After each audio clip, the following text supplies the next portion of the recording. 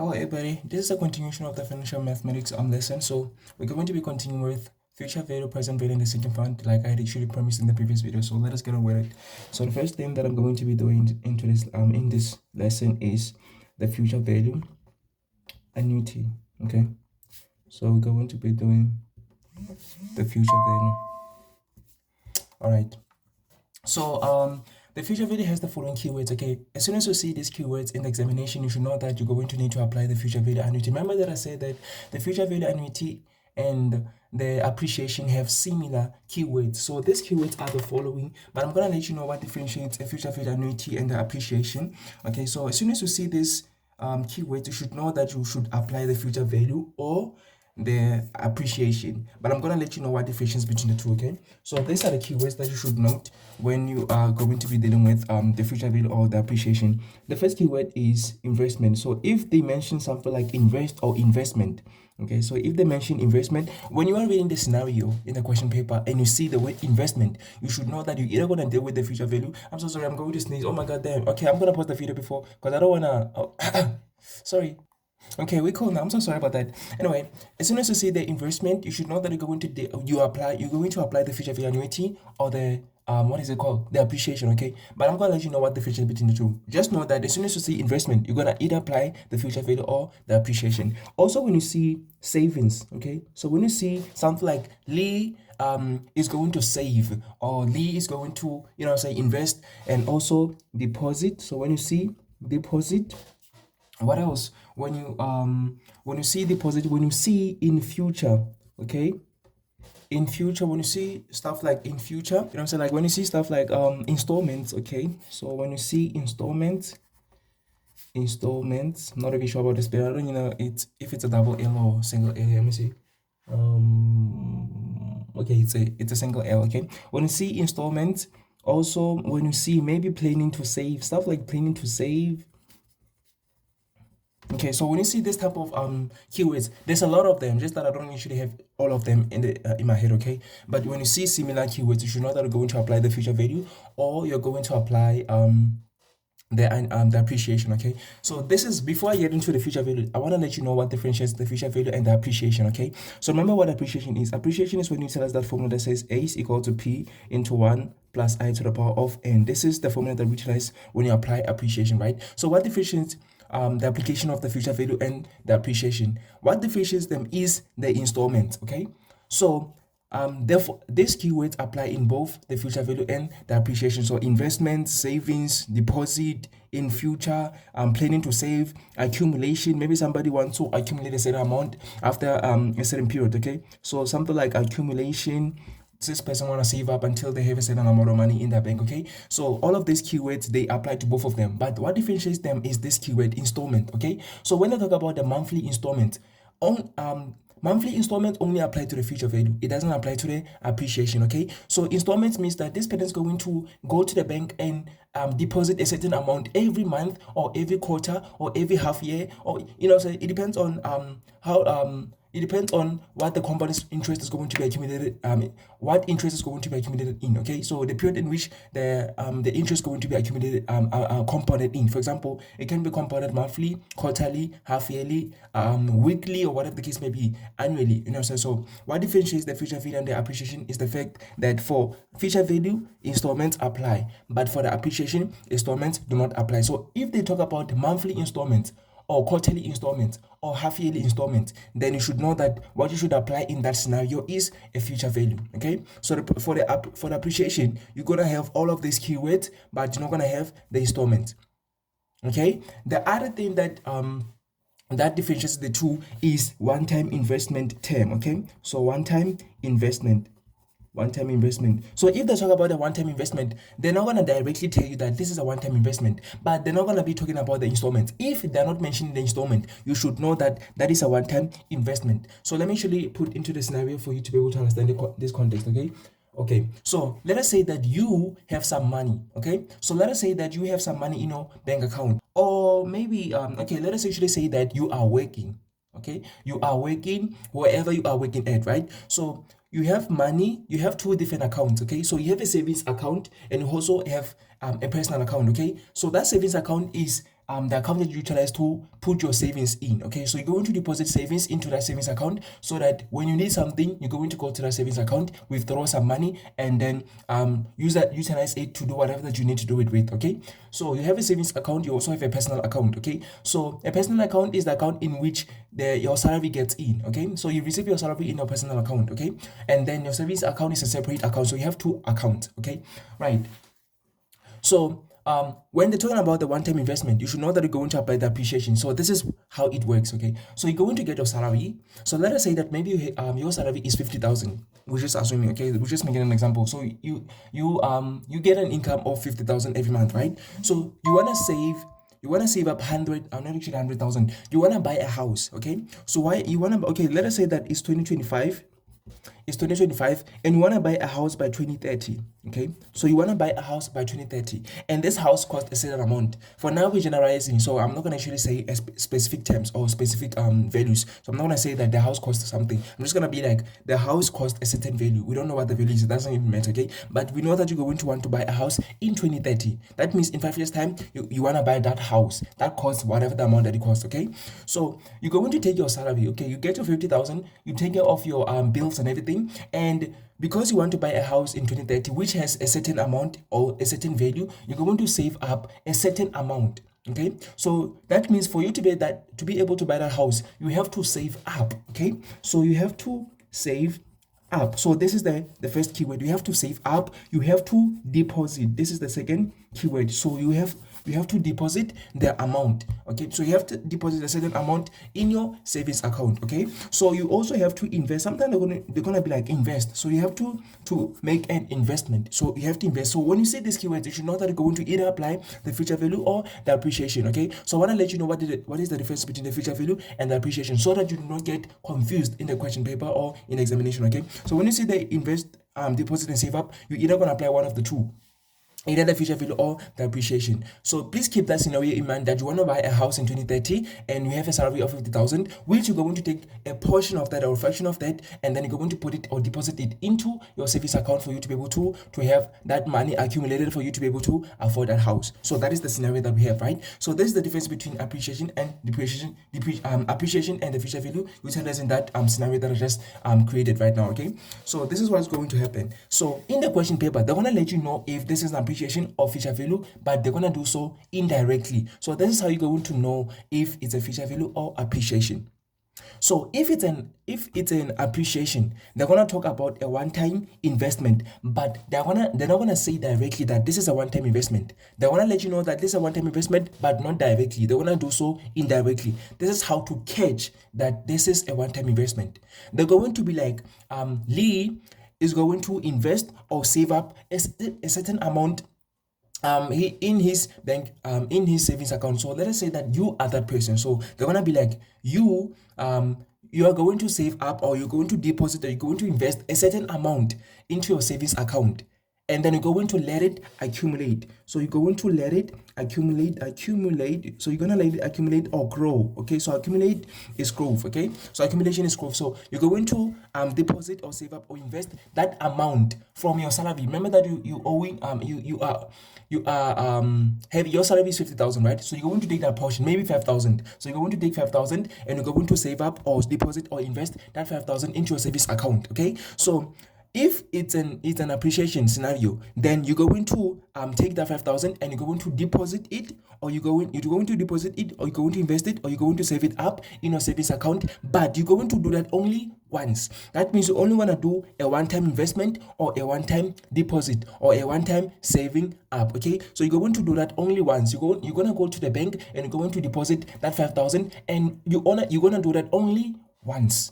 After that, you're not gonna save up anymore. So you're going to do a one-time investment. Then you're going to let that 5,000 to grow or to accumulate over a period of 5 years. That means it's going to grow 2025, 2026, 2027, 2027, 2028, 2029. In 2030, you're going to withdraw. That means the money will have grown for 5 years. Okay, so that is when you utilize the appreciation. So the appreciation is a one-time investment. You're only gonna go to the bank and deposit a certain amount once, and then you're going to let it grow. Okay, for the future value, you're going to take that same 5,000 and you're going to deposit it. So the keywords are the same: deposit, save up, or invest, right? So the keywords are the same, but what differentiates the future value and the appreciation? Remember that I just explained the appreciation. That means appreciation, you're only going to deposit once, but with the future value, you're going to do that every month, or you're going to do that every quarter, every half year, every year. It depends on how long is the interest rate compounded in. If it is compounded monthly, then you're gonna deposit every month. If it is compounded quarterly, you're gonna deposit after every 3 months. If it is compounded maybe half yearly, you're gonna deposit after every 6 months. So it depends on how long is the interest component in. Okay, so like I said, with the future value, you're going to do that multiple times. So you're going to take that 5,000 this month, and you're going to deposit it. Then you're going to take another 5,000 next month, and you're going to deposit it, and so on. So you're going to do that every month, or every quarter, or every half year, or every year, depending on how long is the interest component in the question paper or in the examination. Okay, so that is the difference between the future value and the appreciation. So they have the same keywords. Be very, very careful. So how are you going to know if you're going to apply this formula or the future value formula?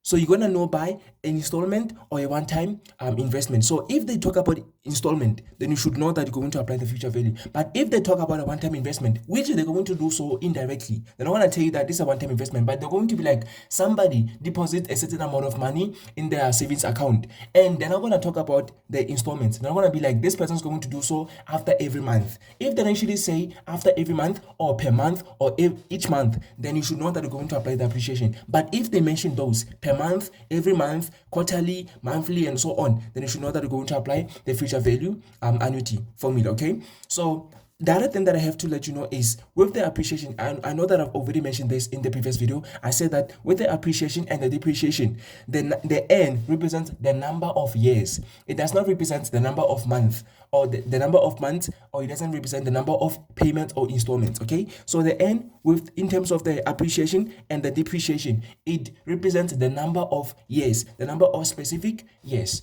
Okay, so that means if it's 1 year, N is going to be 1. If it's for 2 years, if the money is going to be let to be grown or accumulated for 2 years, N is going to be 2. 3 years, 3, and so on. Okay, but if it's future value or present value, N represents the number of payments or the number of installments. It does not represent the number of years. Okay, so I'm gonna teach you on how to find the value of N in terms of the future value and the present value respectively. That also applies for the single fund. Okay, so I hope that now you understand the difference between the appreciation and the future value annuity. So I hope that we're on the same page regarding that. So I'm gonna erase this, then I'm gonna discuss the future value. So I hope that you understand when we're going to apply the appreciation. So please do not confuse the appreciation and the future value. By now you should know the difference between them. So I'm gonna do the future value now. So I'm gonna erase this, and I'm gonna continue with I'm gonna continue discussing the future value. So I'm going to erase this, but because it's gonna take too long, I'm going to pause the video, then I'm going to continue again when I will have erased everything. Alright, so with the future value, this is the formula that we're going to utilize. This formula, it is there in the back of the paper or in the formula sheet. So you're not gonna need to memorize this formula. Okay, so the formula is F, which is the future value, is equal to X in brackets 1 plus I to the power of N minus 1, close the bracket, over I. So I'm gonna explain what each variable stands for. So F stands for the future value. So it stands for the future value, which we also call accumulation. We also call this the accumulation or the accumulated amount. So we also call this the accumulated amount. The very same way we call it an accumulated amount for the appreciation, but here is F stands for accumulation, not A. Okay, so X represents the monthly or quarterly, or yearly, or half yearly, and so on, right? But the important thing is it's an installment. Okay, so it's a monthly or quarterly or yearly installment or half yearly installment. But the point is that this is an installment. That means this is an amount that is going to be deposited every quarter, every month, or every year. It's gonna be this money is going to be deposited multiple times. Okay, so that's what X represents. And then you know that I represents the interest rate, obviously. So this is the interest rate. So it can either be in percentages or it can be in decimals. Most of the times they like it in percentages. Okay, so if you get the I to be in decimals, convert it to percentages by multiplying by 100, and then the N is going to be, unlike the appreciation and the depreciation, N in future value and present value represents the number of installments. So if it's future value related, then N represents the number of installments. But if it is present value related, then N represents the number of payments. So with the future value, it is installment. But with the present value, it is payment. Okay? So that means N here is going to represent the number of installments. Remember that N represents the number of years with appreciation and depreciation. With appreciation and depreciation, N represents the number of years. That means the interest is always compounded annually or yearly. Okay, or per annum. So with the appreciation and the depreciation, the N represents the number of years. That means the interest is always compounded per annum or annually or yearly. But N represents the number of installments or payments depending on the context that we have when we are dealing with the future value and the present value. Okay, so I hope that you understand the difference. So N here, it doesn't represent the number of years, even if the period is 5 years, and does not necessarily represent 5. And it also does not represent necessarily 5 multiplied by, maybe if it is monthly, you're going to be like 5 multiplied by 12 is 60. Not necessarily. Yes, in some cases, N is going to represent, if it is compounded monthly, you're just going to be like 5 multiplied by 12 is 60, then N is going to be 60. But not always. Because when you get into the question, when you get to the questions in the question paper, they're going to apply certain conditions, which I'm going to teach you on how to apply those conditions when they are there in the question paper or in the scenario given in the examination. Okay, so N is very, very tricky when it comes to the future value and the present value, and we have to pay attention to N. So this is very, very important when it comes to future value and the present value and also the sinking fund. This is very, very, very important. Once you get the value of N wrongly, I promise you, every answer that you're going to get after that, you're going to get it wrong, okay? Unlike physics and sometimes chemistry, there is no positive marking in mathematics. Unfortunately, there is no positive marking. So, unfortunately, when it comes to financial math in mathematics, once you get 7.1 wrong, you are most likely going to get the whole question wrong, especially if all the questions are related. That means 7.1 depends on the answer that you got in 7.1, 7.2 depends on the answer that you got in 7.1, 7.3 depends on the answers that you got in 7.1 and 7.2 respectively, and all of the other questions that are going to follow that after that depends on the previous answers. So that means once you get the first answer wrong, you're gonna forfeit all the marks in that question, financial math question, okay? So make sure that when it comes to financial math, you become concentrated. You do not lose focus at all. You become concentrated and you don't think about anything else. What I always tell my students or learners is that once you get into the financial math question in the question paper, please do not think about your mama, do not think about anybody, do not think about yours. Think about you and the bank. Okay, think about you and the bank. Be like, okay, it's me and the bank. So I have to know the relationship between me and the bank. So what is the relationship between me and the bank? The relationship between me and the bank in terms of the future value is that I want to save up a certain amount. So that means I'm going to give the bank that amount every month or every quarter until the bank is able to make that amount that I want at the end of the certain period for me.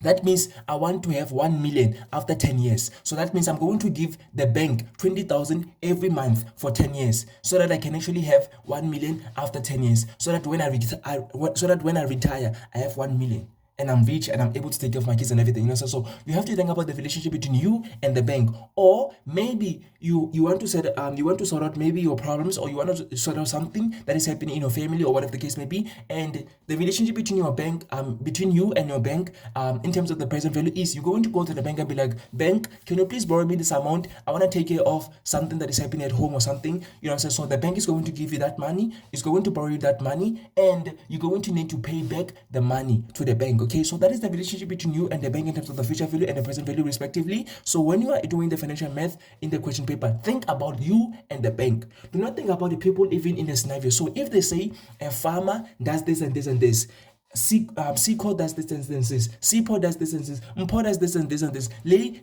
does this. All of those people that are going to be in the scenarios, Joseph or John or whatever, those people that are going to be in the scenarios in this question, ignore them. Consider those people you. Okay, so if they say Johan purchased a new car, be like, I purchased a new car.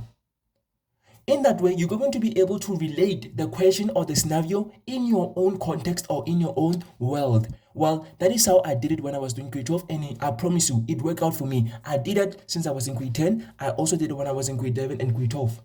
And it worked out perfectly for me. Every time I was doing financial math, I always got 100% because I made sure that I relate the context. I relate the scenario in my own context or in my own perspective or in my own world.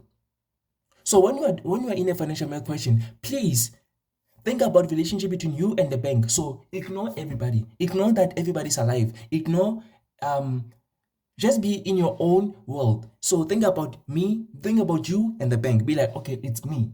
There's nobody else in this world. It's only me and the bank. So what is the relationship between me and the bank? I'm going to need to borrow money from the bank to take care of my bills and every other thing else. Or I'm going to give the bank the money every month so that the bank can actually save it up for me because I'm going to need it after 10 years or something. So that is the relationship between you and the bank. So if you're going to save up, it is a future value. If you're going to borrow the amount, it is the present value. Okay, so that is how you're going to understand the future value. I'm not showing the future value, the financial math in the examination. Okay, and also the other thing, which is a tip, all those people that are going to be in the scenarios in the financial math question, consider them you. If they talk about Mpo, if they talk about whoever, consider that person you. If they say Lee has bought a new car, be like, I have bought a new car. So the bank has offered me this, effective interest rate, and so on and so on. A farmer does this and this. So a farmer sets up a sinking fund. Be like, I set up a sinking fund. And I'm planning to accumulate 2.3 million in the fund at the end of 8 years by making equally quarterly payments into and so on. Relate the scenario in your own context or perspective or world. That way you're going to be able to understand what is happening because it is you that is going through whatever the scenario is about. So if they say this person wants to set up a sinking fund, be like, I want to set up a sinking fund. In that way, you're going to be like, okay, the fact that I want to set up a sinking fund, you're going to be able to understand what steps you're going to need to go through. That is the simplest, and that is also the tip that I'm going to give you regarding financial math. If you apply that, if you actually take that tip or advice, I promise you're going to do very well in financial math. And also remember that I'm also available to help you to answer questions. If there's any questions that you are not going to be able to understand or know what steps you're going to need to approach the question or get to a answer, I'm still available for that, okay? So I'm going to try to make sure that you understand everything that you're going to need to know regarding financial math in terms of the future value, present value, and the sinking fund. I've already covered the appreciation and the depreciation and the conversion between effective and nominal interest rate. So please allow me to continue. I hope that everything that I said so far, you are on the same page with me. Okay. So N represents the number of installments in terms of the future value. It represents the number of payments in terms of the present value, which you're going to be doing after this. Okay. So these are the variables that you're going to have in this formula. Okay. So sometimes they're going to need to calculate the future value. Sometimes they're going to need to calculate the monthly installment or the quarterly installment, so on the value of X. Sometimes they're going to need to calculate the I, which is the interest rate. Sometimes they're going to need to calculate the N, which is the number of installments. So if they need to calculate one of them, they're going to give you the rest of the other ones. So if they need you to calculate the F, they're going to give you X, I, and N. If they need to calculate the X, they're going to give you F, I, and N. If they need to calculate I, they're going to give you F, X, and N. If they need to calculate N, they're going to give you F, X, and I. Okay, so you're always going to have one unknown. So that is just going to be a solve X type of question, which you're going to apply the algebraic skills that you have actually accumulated from question 1. So if you're able to solve question 1 questions very, very smoothly, there's not going to be any problem to you. Okay, so let us continue with this. So I'm going to erase this and I'm going to actually, let me not actually erase this. Let me actually just continue, okay? So I'm going to give you a scenario of a future value, okay? So this is just a general scenario, and this is actually just an example that is coming out of my head. So let us say that maybe you want to, let us say that maybe you have a goal, okay? So let's say that you have a goal or an aim. I call this a goal or an aim. Remember that everybody in this world have goals, they have dreams, they have aims and everything, right? So let us say that this is your goal or your aim. Okay, so I'm not gonna say this is Joseph's aim or Mpo's aim or whoever's name, okay? So this is your aim. Imagine yourself having to go through this, okay? So this is your goal or your aim. What is your aim? Your aim is to buy, I don't even like, let us say, oh my god, I'm not even good at I don't even know the cars. Okay, let me say that maybe you want to buy maybe a Ferrari. Let us say that you want to buy a Ferrari. I don't even know if the spelling is going to be right. Is this how we, let me actually see. I want to know what spelling Ferrari is in. Okay, it's actually double R first and then single R later. So you're going to want to buy a Ferrari, okay? This is your goal. Your goal is to buy a Ferrari, right? So what is the cost of this Ferrari? The cost of this Ferrari is 2.5 million. So this is how much the Ferrari cost. Okay, so I'm gonna be like rand because I mean we are in South Africa, right? So our currency is rand, right? So this is the cost of the Ferrari. Okay, so this is your goal or your A, right? So you are thinking, well, you are working. Let us say that maybe you are working, right? So you want to save up a certain amount. Remember that we're going to apply the future value scenario actually context. Okay, so let us say that you want to save up a certain amount of money. Okay, so you're going to save up a certain amount of money every month. Remember I talked about the installments. So you're going to save up a certain, or you're going to deposit. Remember I said deposit, save, or invest. So you're going to deposit a certain amount, a fixed amount. So you're going to deposit a fixed amount every month. So let us say that the interest is going to be compounded monthly. So the interest is compounded monthly, which is going to be most likely the case in different question papers. So most of the times they're going to be like the interest is compounded monthly. It is in rare times when they be like the interest is going to be compounded quarterly or half yearly. The ones that are going to be utilizing most of the times is monthly and quarterly. But most of the times the interest is going to be compounded monthly. So let's say that the compound is the interest is compounded monthly. The interest is compounded. Interest is compounded monthly. Okay, so the interest is compounded monthly. So that means that you're going to deposit a fixed amount every month. Okay, so that means this is going to be the monthly deposit. Okay, the X is going to be the monthly deposit. Okay, so remember that the cost of the car is 2.5 million. So that means this is going to be F. This is going to be your future value. This is going to be your goal. This is how much you want to have made after a certain period of time. Okay, so maybe you want to be able to buy this car after 7 years. Okay, so that means N is going to be 7 years. Okay, but I'm going to explain. So N is going to be 7 years for now. Okay, so for now we know that 7 is equal to, let me not actually say N, let me say period, because there's a difference between period and the N. Okay, because the N is the number of installments. So let us say that maybe the period is equal to what is it, 7 years. Okay, so the period is 7 years.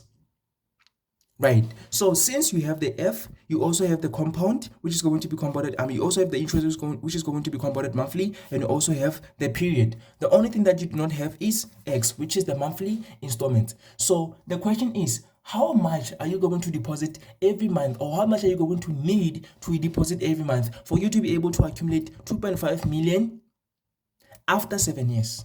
So that is the question. How much are you going to need to deposit every month? What is going to be the monthly installment if the future value has to be 2.5 million, or if you want to accumulate 2.5 million after 7 years? That is the question. So this is how we're going to do it. Remember that I haven't actually given the interest rate. So let us say that maybe the interest rate is, I want to be accurate, so please excuse me for a second. All right, let us say that maybe the interest rate is 12%. Okay, so the interest rate is 12%. Now you have F, you have I, you also have the N. Remember that I said that this is the period, this is not the N. I said that N is the number of installments, not the number of years. So that means that we have to calculate N separately. Okay, so even though we know that the period is 7 years, we don't know how many installments that this person have to make. So there's a certain formula to utilize to calculate the N respectively. Okay, so let us determine N before we determine the monthly installment. Okay, so this is how we're going to calculate N, and this is how you do it every time when you are dealing with the future value or the present value annuities. I'm so sorry about the fact that this is not focusing. Let me actually just fix that. All right, so let us calculate N. So N is going to be equal to, every time when you calculate N for the present value or the future value, or when you are applying both of them or either of them, this is how you're going to calculate N. Okay, so N is going to be equal to, depending on the amount, the period in which the interest is compounded in. For example, this is compounded monthly. So the fact that it's compounded monthly, you're going to ask yourself, how many of this is in a year? So how many months are in a year? If it is quarterly, you're going to be like, how many quarters are in a year? If it is half yearly, you're going to be like, how many half years are in a year, and so on. So the fact that we have monthly, you're going to be like, how many months do we have in a year? We have 12 months. So this period, I'm going to call it P. Okay, so P is equal to 7 years. So you're going to multiply the 12, which is the number of months in a year, multiplied by P. This is going to be N. So this is the formula for calculating N, but it does not end here. Okay, so if there is conditions, then you're going to apply the conditions. If there are conditions mentioned, what I'm doing right now is plugging you. Okay, this is information that is quite exclusive and it is known mostly by the top achieving learners. So I want all learners to become top achieving. So this is information that you're going to need to know. Okay, so if there are conditions, so I'm giving you information that I actually utilized or I knew when I was doing grade 12 that actually allowed me to have distinctions in my mathematics. Okay, so if there are conditions in the question, if there are conditions that are actually given or mentioned in that specific scenario, then if there are conditions, let me see if okay, if there are conditions, please don't mind my handwriting.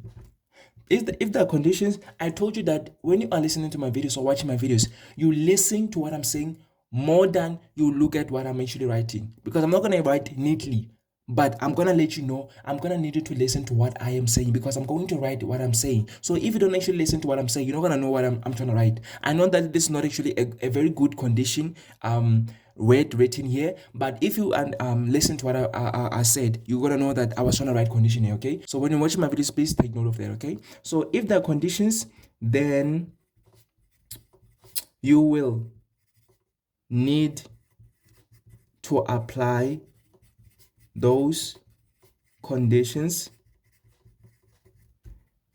to calculate or when calculating n. Okay, so this is an information that you're going to need to know. So if the conditions mentioned in that scenario, in that question paper or in that examination, then you're going to need to apply those conditions to calculate n. So generally, this is how we calculate n. Depending on how long is the interest component in, you're going to be like, how many of those payments are in a year? So monthly payments, there are 12 of them in a year. And then you're going to multiply by the period, which is 7 years. So that means n is going to be equal to 12 multiplied by 7, which is 84. Right? So this is the general formula for calculating the number of installments or the number of payments when you are dealing with the future value or the present value annuities. But if there are conditions mentioned in that scenario, then you're going to need to apply those conditions to calculate n. Okay, so let me actually explain those conditions. The conditions. So let me explain the conditions. So the first condition is if they say, because we're dealing with the future value, installment. So, but I want to make it general. So let me say installment or payment. So this also applies to the present value. So I'm not going to do this again when I'm dealing with the present value. I will have already covered it here. So we're going to apply the very same thing with in the present value. So if they say an installment or payment, were or was missed. If they say an installment or payment was missed or were missed, then you're going to be like whatever that 12 minus, okay, you're going to be like whatever 12 multiplied by p is minus that thing. For example, if like we have as an example here, n is equal to 12 multiplied by p is 7 years, right? So we have 7. That means n is equal to 84. That means this person was supposed to make 84 installments, 84 monthly installments, right? Now we have n is equal to 84 installments. So if they say the condition is installments were missed, maybe 3 installments were missed, or 2 installments were missed, or 5 installments were missed, then we're going to be like whatever that 12 multiplied by 7, whatever that 12 multiplied by p is, we're going to minus that amount of installments that were missed. If there is 3, you're going to minus 3. So that means now n is going to be equal to 84 minus 3, which is 81. That means this person now is going to do 81 installments, no longer 84, because he missed the first 3. Okay, so sometimes they're going to be like the person has missed, so you have to be aware of the keyword missed. So if they say the person has missed certain number of installments or payments, you're going to be like 12 multiplied by p minus those number of installments or payments. Number 2, you tell the very same scenario but a different keyword. So sometimes they're not going to be like missed, they're going to be like later. So they're going to utilize later. Okay, so if they say that the person is supposed to make the first payment 1 month later, let me actually write that here. 1 month later. So if they say the interest is compounded monthly, so the first installment has to be 1 month later. So 1 month later is normal. Okay, so 1 month later is normal. That means 2 months later is 1, and so on, right? So if they say later, then we have to know that you also going to minus, you're going to subtract.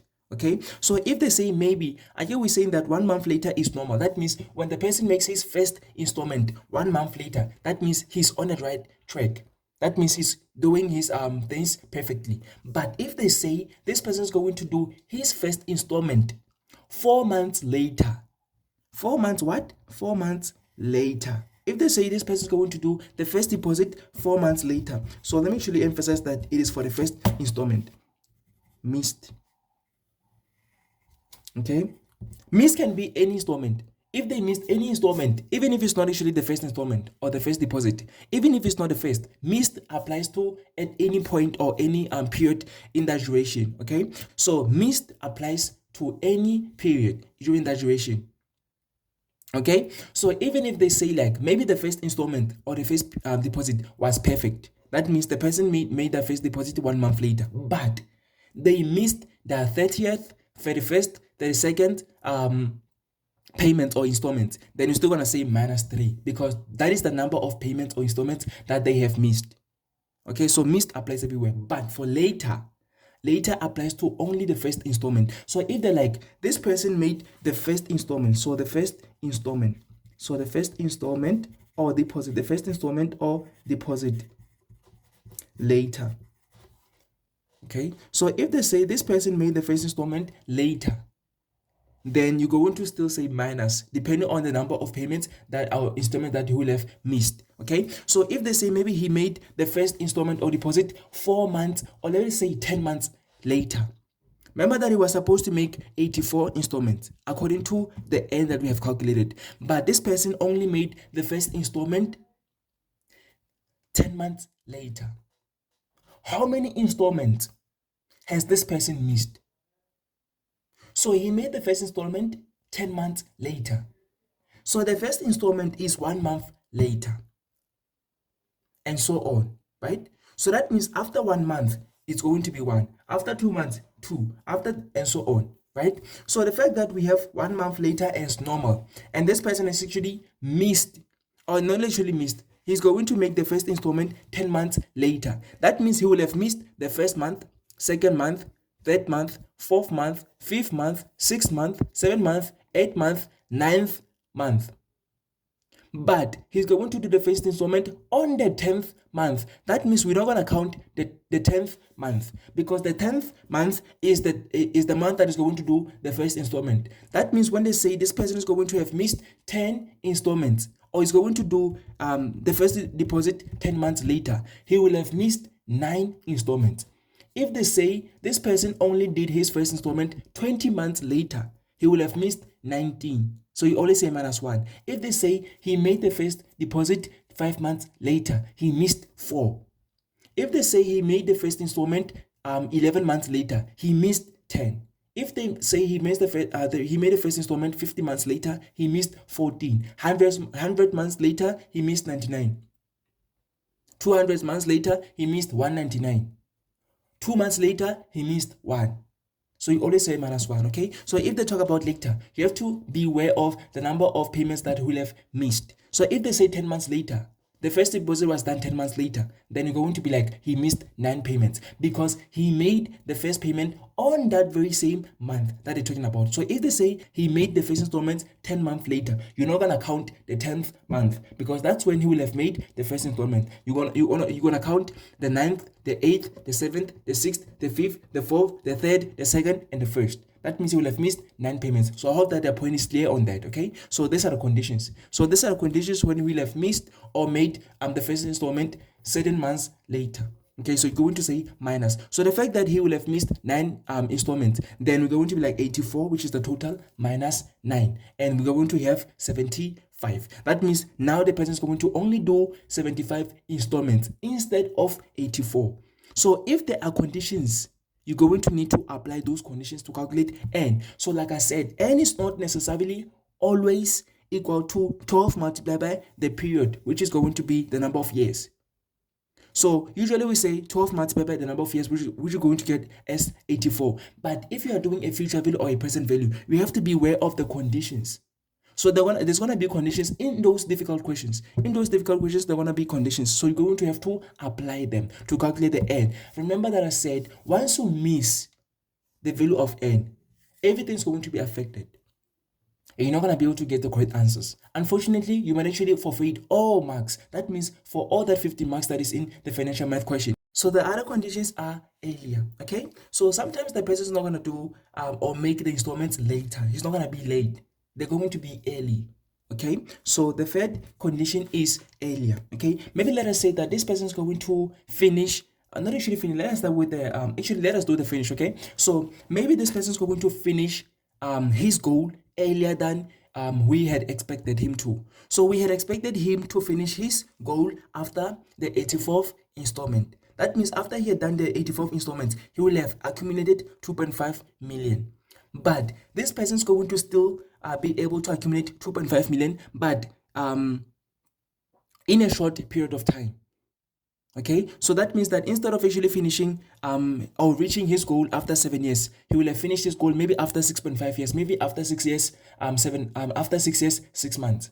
Okay, so that means this person is going to finish his goal or accumulate the very same amount in a shorter period of time.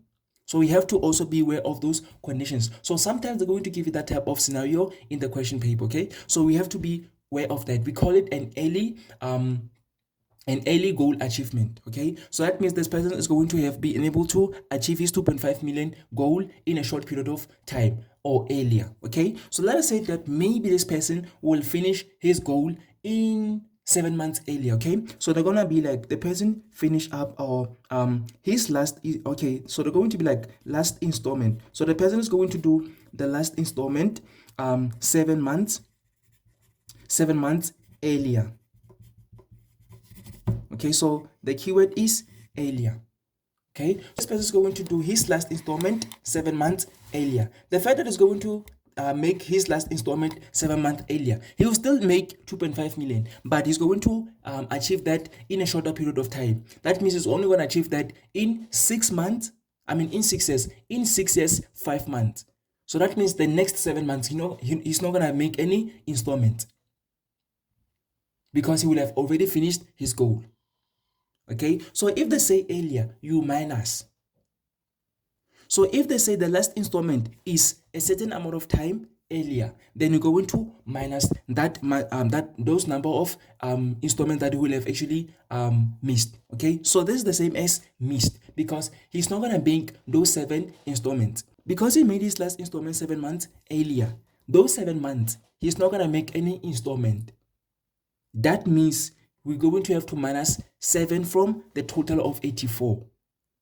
He's going to make less installments because he's going to finish earlier. So the fact that we said 7 months earlier, we have to say 84 minus 7. So 84 minus 7 is going to be equal to 77. That means the person is going to only make 77 installments instead of 84.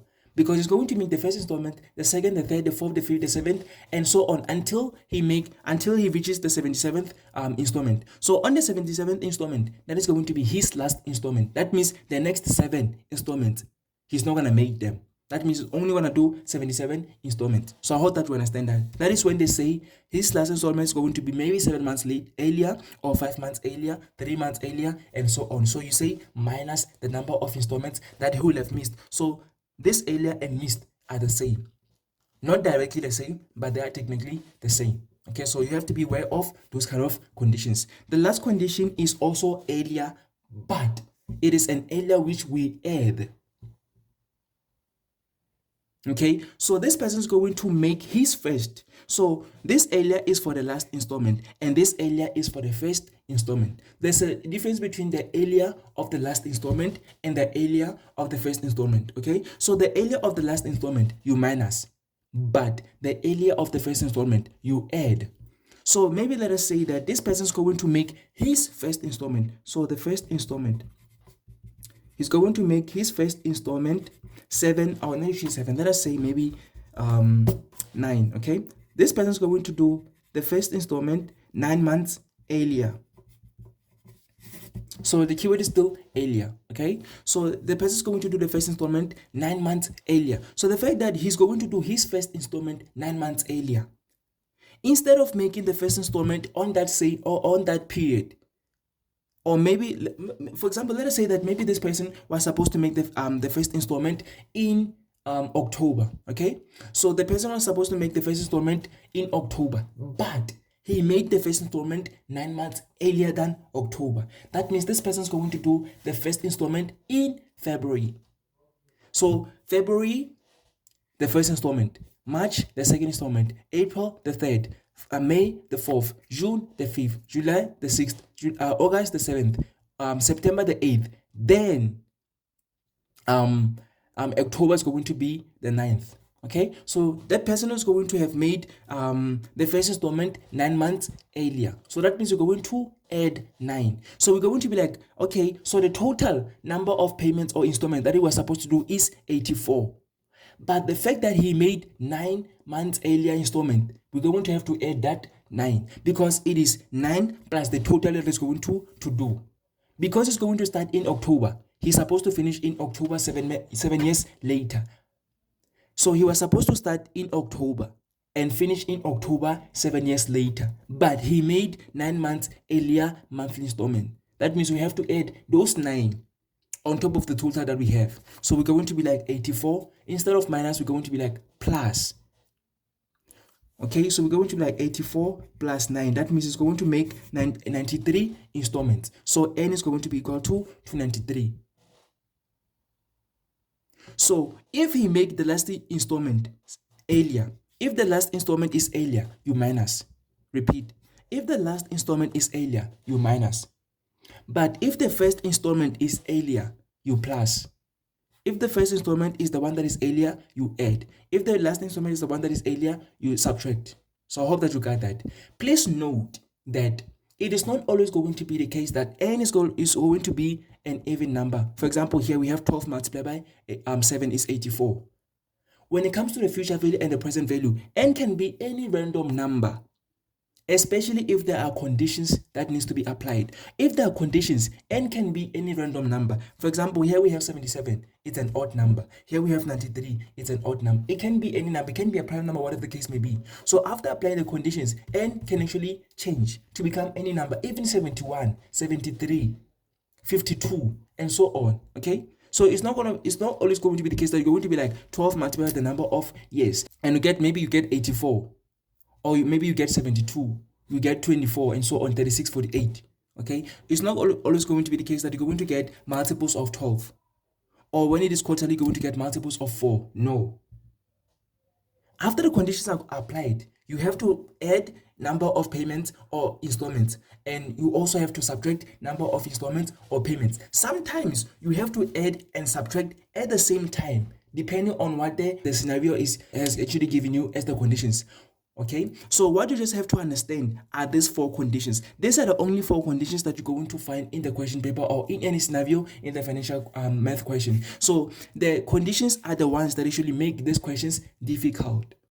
So what you see on the screen is a summary of the conditions that you're going to see in a question paper or in examination. Okay, so they're not going to be said in exact words, but you have to be aware of the keywords. So for the first condition, which is missed installment, so the keyword is going to be missed. Okay, so they're going to be like there were certain installments that were missed. So if they say that, then you're going to subtract from the total number of installments that were expected for that person to make. For example, if the person was expected to make 100 installments and they say certain number of installments were missed by that person. If there were 5 installments that were missed by that person and the total was 100, you're going to be like 100 total number of installments minus the number of installments that were missed, which is 5. So you're going to be like 100 minus 5, which is 95. So the person is no longer going to make 100 payments or installments. They are now going to make 95 installments. So I hope that is clear. So the keyword is missed. If you see the keyword missed, then you know that you're going to subtract.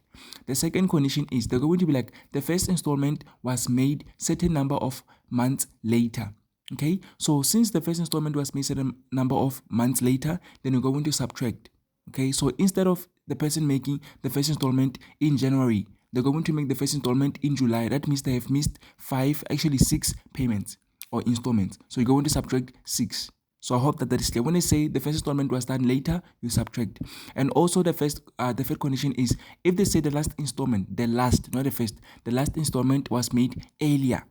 So that means the number of installments that he was supposed to make, he's no longer going to make because he achieved the goal earlier. So the fact that he achieved the goal earlier, that means that the number of payments or installments that were remaining, he's no longer going to make them. So you're going to subtract from the total. So if we are supposed to make the last installment or payment in December, he's going to make the last installment in September. Okay, so that means that he's going to the last 3 payments, he's not going to make them. That means he's not going to make October, November, and December payments or installments. So he's going to forfeit those 3 payments or installments. So you're going to subtract as well. The fourth condition is the first installment was made earlier. So if he makes the first installment earlier, we're going to have to add, because if he was supposed to make the first installment maybe in July, he's going to make the first installment in January. So that means that he's going to make the first installment January, then he's going to do the second one in February, March, April, and so on. But you know that the last installment is going to be sometime later in July. Okay, so that means that you're going to add the number of payments that he made earlier to the total. So I hope that is clear. The fifth condition, which I have not actually mentioned in my video, is the last installment is done later. So if the last installment is made later, for example, if you were supposed to make the last installment in, let us say, April, then he makes the last installment in August. That means he's going to make 4 more installments or payments. He was supposed to make the last installment in April, but he's going to make the last installment 4 months after that. Okay, so he's going to make the last installment 4 months later than he was supposed to. So that means you're going to add 4. He was supposed to make the last installment in April, but he's only going to make the last installment in August. So that means he's going to make 1 more installment in May, 2 more installments in June, 3 more installments in July, and the last installment in August. So that is 4 more installments. So that is when the person needs more time to finish or achieve his goal. So I hope that we are clear with the conditions. If you understand the conditions and use the conditions to calculate the value of n, a lot of learners get this question or financial math. They don't do well in financial math because they don't know how to calculate the value of n after applying the conditions. So what they are missing is understanding the conditions, because if you understand the conditions, you're going to be able to know what you should actually do to calculate the value of n. After you have gotten the value of n to be correct, I promise you, everything's going to be smooth and you're going to get all correct answers. So the important thing is understanding the conditions and also applying them correctly to find the value of n, which is the number of installments or payments. After you have understood the n, you're going to apply it in the future value, present value, and also the sinking fund. So everything is going to be perfect. So that is what I wanted to emphasize in this video. Okay, so I want us to do an example where there are both the conditions or include both addition and subtraction of the installment. For example, okay, let me actually go to the next page to explain that. All right, so I'm going to do an example of a scenario where you're going to apply both the addition and subtraction of the installments. So let us say that maybe you want to save up 2.5 million, like we have actually said, right? So you want to buy a Ferrari. This is going to be the F, right? So this is going to be your goal. You want to buy a Ferrari which costs 2.5 million, right? So you're going to of course you're going to take out a certain amount of, you're going to deposit a certain amount of money every month. So we said that the interest is compounded monthly, right? So we said that the interest is compounded monthly. It can be compounded quarterly, whatever the case may be, but most of the times it's going to be compounded monthly, right? So this is your goal, right? So let us say that maybe you're going to make your first installment, or maybe let us say that you're going to open, so you're going to open your savings account. You're going to open your savings account today. So what is the date today? Today is the 12th of July 2025, right? So you're going, okay, the other thing is sometimes they're going to give you the period in terms of date. That means they're not gonna be like P is equal to 7 years. So they're not gonna be like the period is 7 years. They're going to be like your first installment, or your first installment is going to be on this date. Then your last installment is going to be on that date. Then you have to determine the duration by subtracting the years. So you're going to be like maybe 2032 minus 2025, which is 7 years, okay? So sometimes they're going to give you in terms of dates, which actually makes things even more difficult. But if you're focused, everything's going to be simple, okay? So maybe let us say that you open your savings account on 12th of July 2025. Then when are you going to make your first deposit? You have to make your first deposit 1 month later.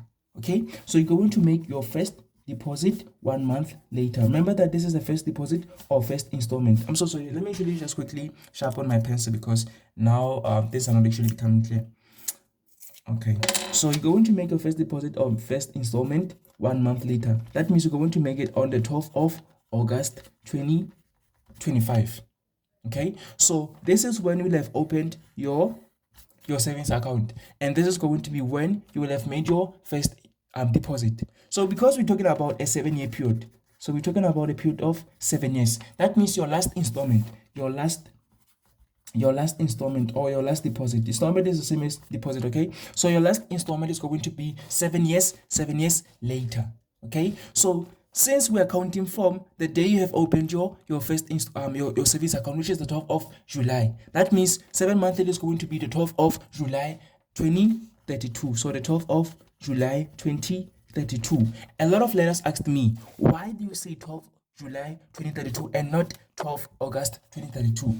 It is simply because we have said that the first deposit, which is 1 month later, it is on the 12th August 2025. But in reference to what?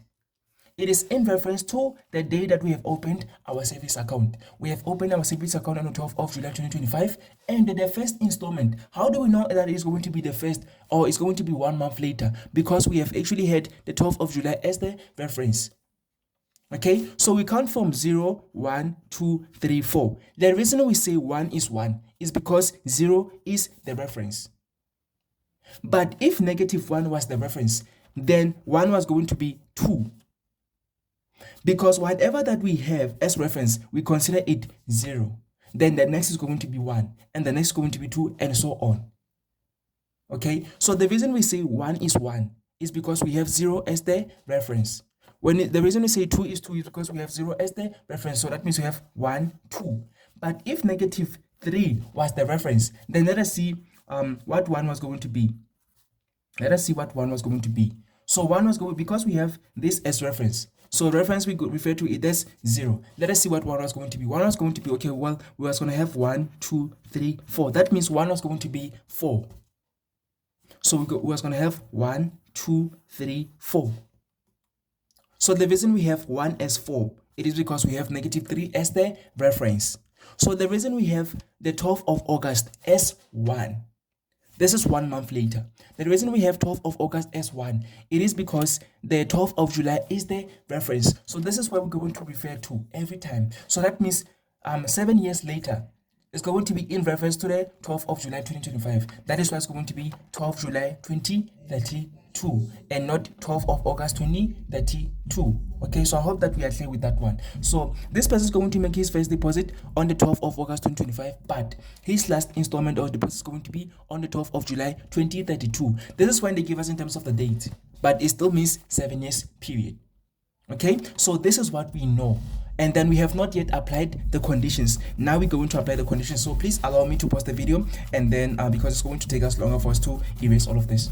All right, now let us apply the conditions. These are the conditions then. The conditions. So we're going to do the conditions when you're going to be both adding and subtracting the installments. What we are doing here, we're also going to do it with the present value. So I'm not going to repeat this, guys. So you have to make sure that you have actually paid attention to what I actually said, and you're also going to be applying it in the present value. I think I'm going to separate the videos because this video alone is way too long. So I'm going to separate the video for the future video, which is this video, from the present value and the sinking fund. So I'm going to do the sinking fund and the present value in a different video, okay? So I want to make sure that you understand this thing. This is why I explained thoroughly. Right, so these are the conditions. Condition number 1.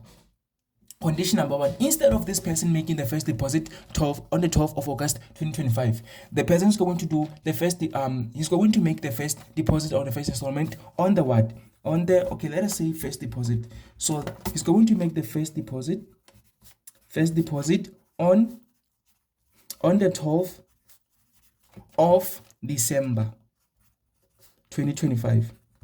Okay, so this person is going to do the first deposit on the 12th of December 2025, and they're going to make the last deposit.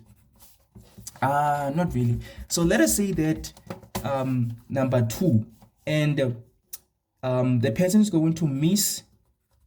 He's going to miss the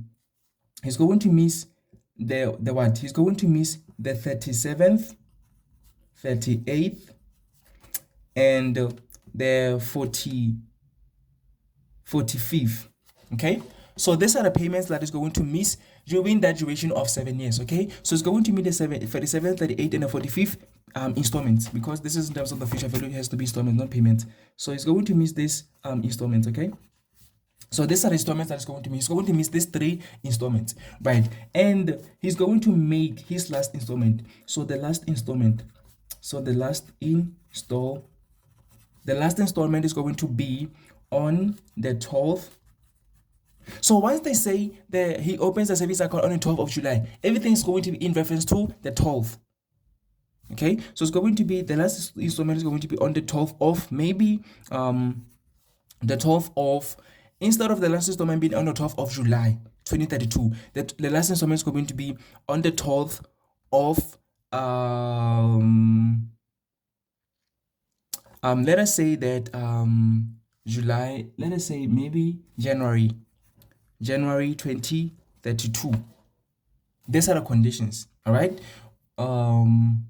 yeah, these are the conditions. Okay, so the last installment is going to be on the 12th of January 2032. So these are the conditions that are going to give you. This is a typical example, by the way, so this is not something that you're going to get in a question paper. But if it happens that they give you something like this is what you're going to do. So most likely they're going to give you just one condition or 2 at most. They're not going to give you something like this difficult. However, there are certain questions where they're going to give you this type of thing. So this type of thing where you have a lot of conditions is going to be worth more marks. That means it is those questions that actually are worth 8 marks, 7 marks, and so on. Okay, so those questions are not actually common. They are very, very rare, but you have to be prepared for them in case they actually ask them. Okay, so these are the conditions that we have to apply. We have to be aware of the first installment that he is supposed to make and the last installment that he is supposed to make.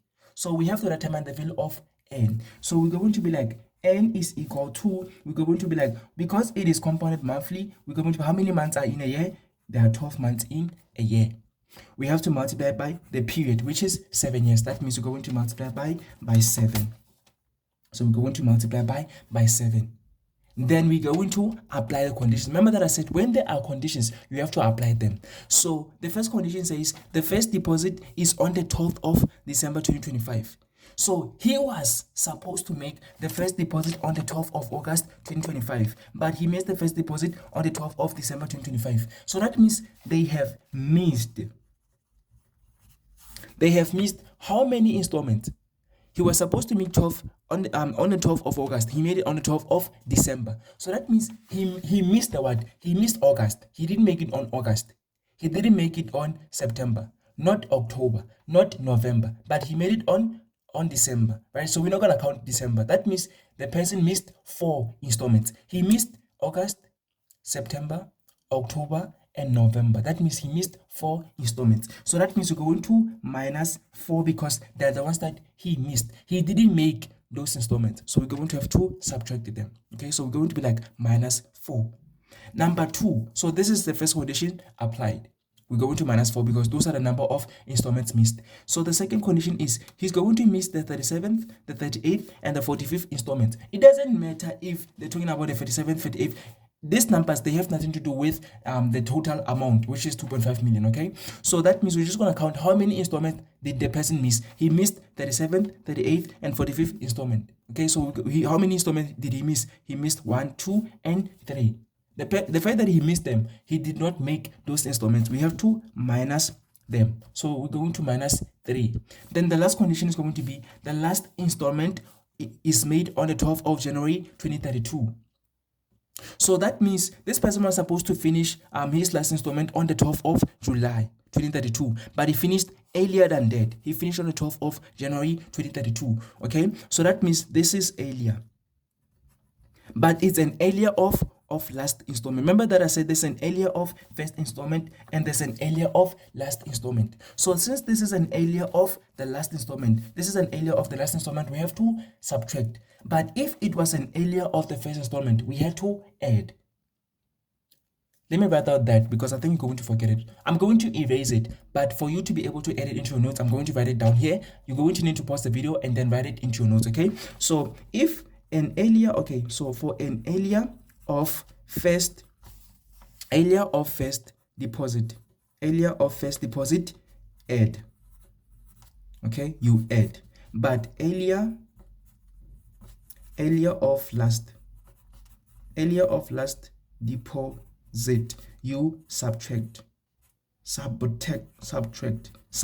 okay, yeah. Okay, so an earlier of first deposit you add, and an earlier of last deposit you subtract. So please pause the video and then add this information into your notes. All right. Right. So because in this example that I have here, we have an earlier of the first of the last installment. Because it's an earlier of the last installment, we have to subtract. So how many installment did he not make? Because he finished, or this last installment was on the 12th of January 2032. This is the last installment that he made. He did not make what? He did not make February. He made the 12th of January. He did not make the 12th of February, March, April, May, June, and July. He was supposed to make his last installment on the 12th of July. So we're going to count July as well, because he was supposed to make the last installment on the 12th of July and he did not actually make it, right? So that means he didn't make February, March, April, May, June, and July. That means he missed 6. That means he didn't actually make 6 installments. So that means we have to minus 6 because he didn't actually make the 6 installments. So that means the answer is going to be n is equal to, then we're going to press our calculator. Remember that I said when you are in an exam, you don't trust nobody, even yourself. You only trust the calculator. So we're going to be like 12 multiplied by 7 minus 4 minus 3 minus 6. So what is that equal to? That is equal to 71. So instead of him making 84 installments, he only made 71. So that means he made 71 in installments. Okay, instead of him making 84 installments, he's going to make 71 installments. So I want you to see the difference between when he make less number of installments compared to when he makes more number of installments. What happens to the value of the monthly installment? What happens to the value of X? So I'm going to let you see it, then I'm going to explain it after that, okay? So remember that initially I wanted to calculate X. I said that I, which is the interest rate, is equal to 12%. Also that the future value is equal to 2.5 million.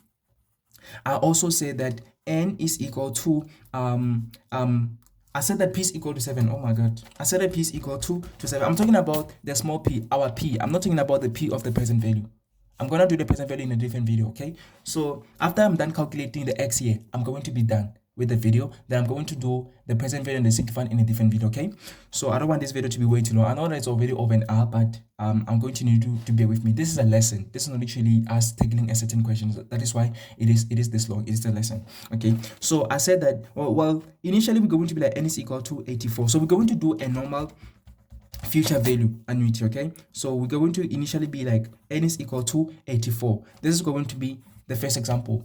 Then, oh my god, let me show you this. Okay, this is going to be the first example. Then the second example, we're going to be like I is still equal to 12%, F is equal to 2.5 million, but N is going to be equal to 71. So I want you to see the difference, okay? So this is going to be the second example. This is going to be the first one. What I need you to see is the effect of N, okay? So I want you to see the effect of N on X. So we don't have X here, we also don't have X here. That means we don't have the monthly deposit here, we also don't have the monthly deposit there, okay? So that is what we're going to calculate in both examples, okay? Remember that I said that in the future value example, you may be asked to calculate F, you may be asked to calculate N, you may be asked to calculate X, or you may be asked to calculate I.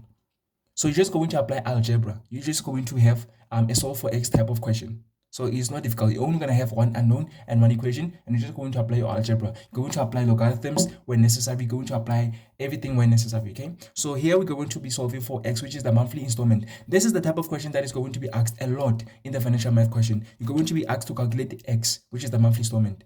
Okay, so I'm going to practice with you how to calculate the monthly installment in two different scenarios where n is equal to the total number of installments. That means this person actually made the first installment on the 12th of August 2025 and he made his last installment on the 12th of July 2032. And we're also going to calculate the x when there are conditions that we have that are given that we had actually to apply to the value of n. Okay, so here we have n greater than this value of n here, because n is equal to 71 here and is equal to 84 here. So what is the effect of n on the x?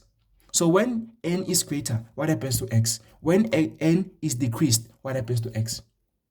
That is what we're going to be doing, okay? So I'm going to go to the next page because I don't actually have enough space, but I'm going to need to keep this information in mind, okay? All right, now let us go. We said that for the first example, we're going to have f is equal to 2.5 million. And number, not actually number 2, I is equal to 12%, n is equal to 84, and we also have compounded monthly. Remember that is compounded monthly, so it is compounded monthly. That means we're going to divide I by 12. So if it is compounded quarterly, we're going to say I over 4. If it is quarterly, we're going to be like I over 2 if it is half yearly, and we're going to be like I if it is annually. So it's I over 1 here, okay? So you need to know this. Okay, so the fact that it's monthly is going to be like the interest rate divided by 12, right? So this is going to be the first example. The second example is going to be f is still the same amount. It is still 2.5 million, which you're going to which is the price of the Ferrari that you want to buy, right? And then I is equal to 12%, but the n is equal to 71. So we're going to need to investigate the effect of n on x. So what happens when n is greater, and what happens when you decrease the value of n? Okay, so let us start with the first one.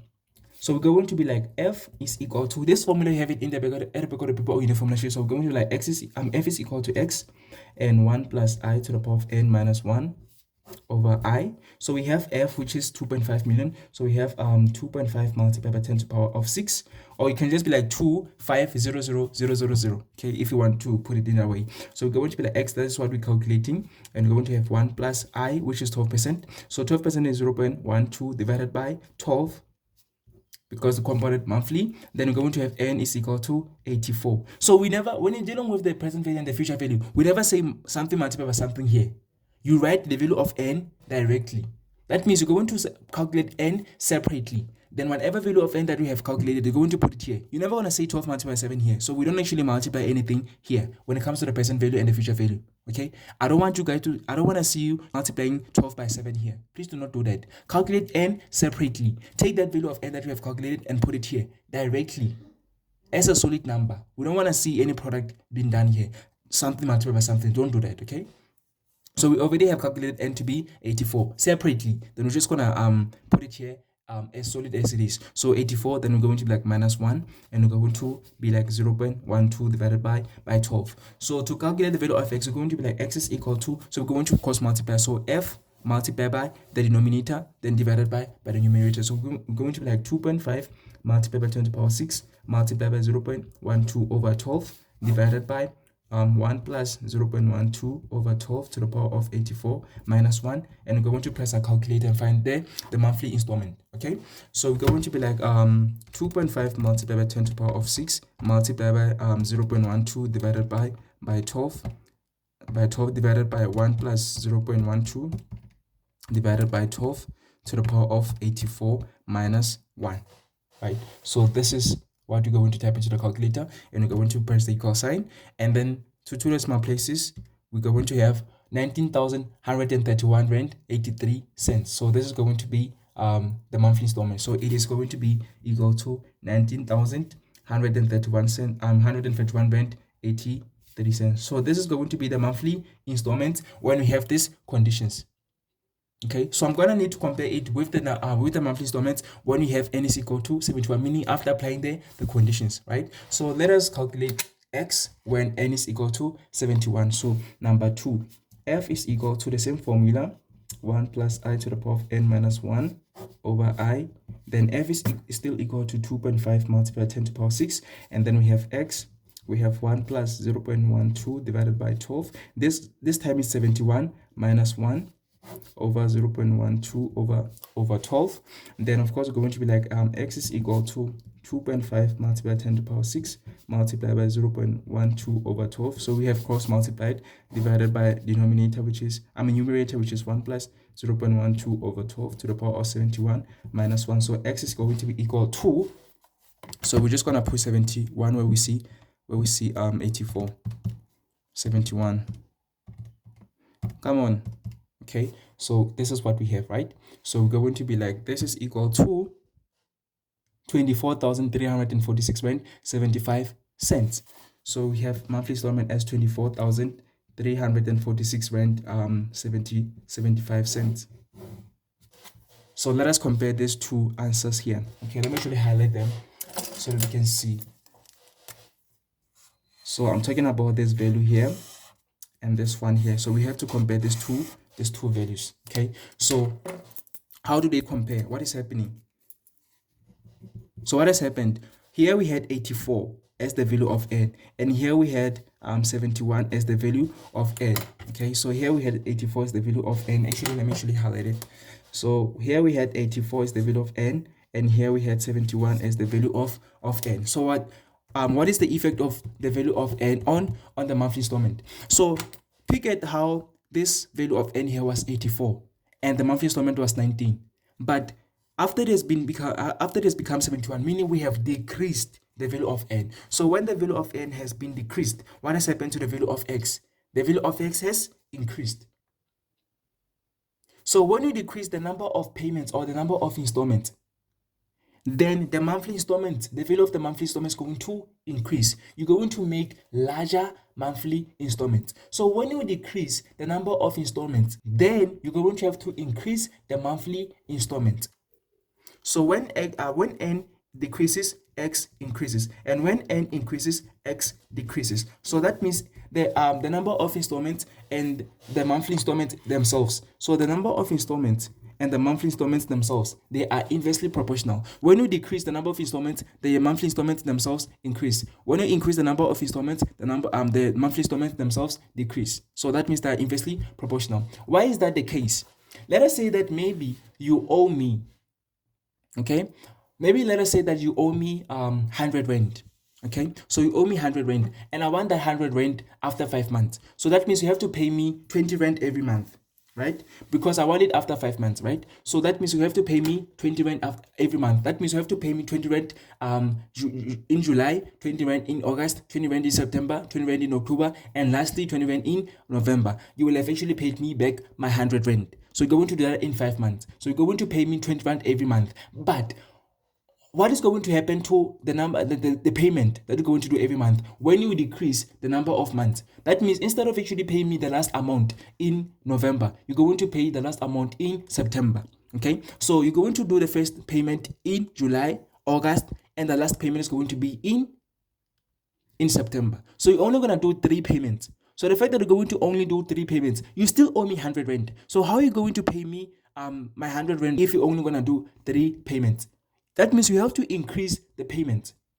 So that means instead of actually paying me 20 rand, 20 rand, 20 rand, you have to pay me 33 rand, 33 rand, 33 rand. That is going to make it 99 rand. And I don't actually care about the other 1 rand. You would have still made me, you would have still have paid me my 100 rand, okay? So the fact that we have decreased the number of payments, we have to increase the payment.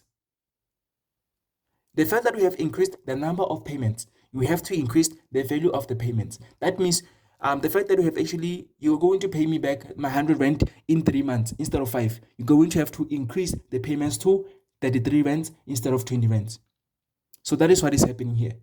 But if you had to actually increase the number of months that you're going to pay me back my 100 rand, maybe let us say that you're going to need to pay me, you're not going to be able to pay me back in 5 months. You're only going to be able to pay me in 10 months. you still owe me 100 rand, right? So you're gonna pay it back. You're going to be like, Lee, can you please just adjust the number of payments that I'm going to be doing to 10? So I'm gonna, okay, fine, you can actually pay me back in 10 months. So how many monthly payments are you going to be doing? You're going to be doing, because you have 10, you have to say 100 rand divided by 10, which is going to be, you're going to pay me 10 rand, 10 rand, 10 rand, 10 rand for 10 months for you to be able to pay me back my 100 rand. So the fact that we have increased the number of payments will have to decrease the payments. So the fact that you're going to pay me back in 10 months' time, we have to decrease the payments to 10 rand instead of 20 rand. Remember that if it was 5 months, you will have to pay me 20 rand every month. But the fact that we have increased the number of payments to 10, you'll have to pay me 10 rand instead of 20 rand every month. So I hope that makes sense. So when we increase the number of payments, the number of the payments themselves decrease. But when we decrease the number of payments, the payments themselves increase. That is why here we have decreased the number of payments to 71. Hence, the monthly payments have increased. So I hope that you understand the relationship between the N and the X. So they are inversely proportional. Okay, so somebody will actually ask themselves, how did you get that 33? I said 10 divided by 3. I mean 100 divided by 3, because you still owe me 100 rand. You're only going to pay me in 3 months. So 100 rand divided by 3 is 33 rand. So you're going to pay me back 33 rand, 33 cents. So that is how I get the 33, okay? Right. So sometimes in a question, they're going to be like, how much more is the person going to pay per month if after the conditions have been applied? Or maybe yeah, that is, I don't know how they're going to phrase the question, but they're going to be like, how much more is the person going to pay after the conditions have been applied? What conditions? Those previous conditions that we have actually discussed, where the person is going to do maybe the first installment on the 12th of December instead of the 12th of July. He's going to miss the 37th, the 58th, and the 45th installments, and the last installment is going to be earlier. Okay, so all of those installments, all of those conditions, after they have been applied, how much more is the person going to pay or install every month or deposit every month instead of the original? So if the conditions were not applied, the person was supposed to actually make the installment of 19,131 rand 83 cents. If there was no conditions, normally he was supposed to actually make installments of this amount. But after the conditions have actually been applied, this person is going to make he has to make 24,346 rand 75 cents monthly installments. So the question is going to be like, how much more is the person going to make installments of every month instead of the original? You're going to be like 24,000, whatever this amount is, minus that.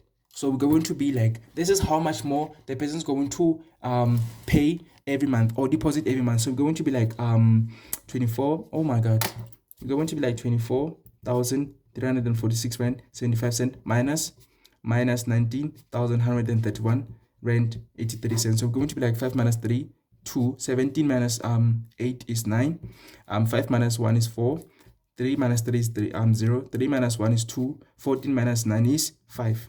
So that means that this person is going to do 5,204 rand 92 cent extra.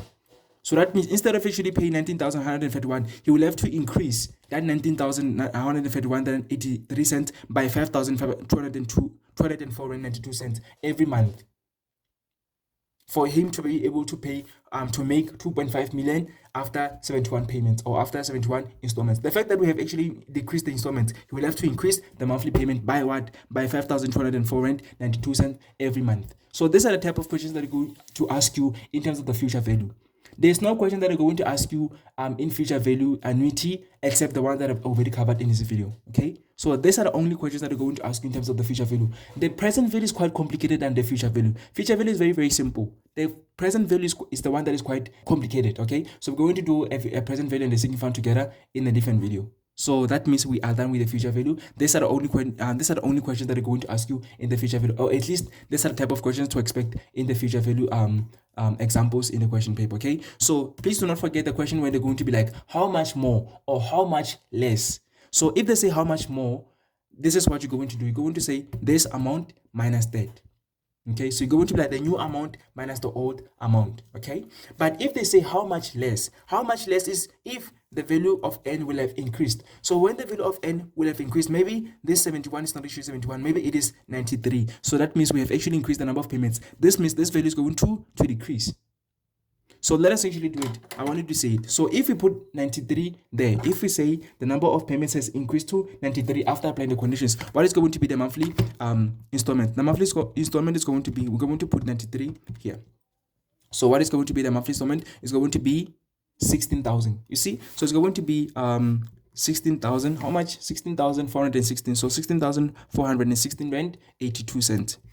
So do you see that this has actually decreased? So when we, oh my god, so when we increase the monthly, so when we increase the number of payments or the number of installments to 93, the monthly installment decreases to 16. Okay, so the fact that the number of payments has increased and the payments have decreased themselves, then they're going to be like, how much less is the person going to pay every month? So he's going to pay 19,000 minus this. Okay, so if they say how much, okay, let us say that this is the new amount. This is the new amount and this is the original or the old amount. This is the original or the old amount. If they say how much more, let me actually write this information in the next page so that you can actually write it in your notes. Okay, so if they say how much more, if they say how much more, so how much more is when how much more is when n is less than x. Not really that. No, not that. Okay, forget about that. How much more is when n has decreased, when n has decreased and x has increased.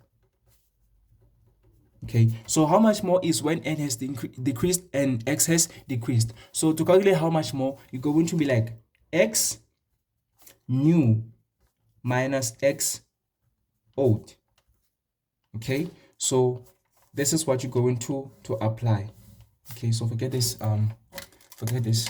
I don't like making mess, so please forget this. Okay, I'm gonna need you to write this information in your notes. So if they say how much more is the person going to make as monthly installments every month, then if n has decreased and x has increased, you're going to be like x new minus x old to get that amount. Okay, right. But if they say how much less, so this is how much more. If they say how much less, then that means n will have done what? N has increased. N has increased and x has decreased.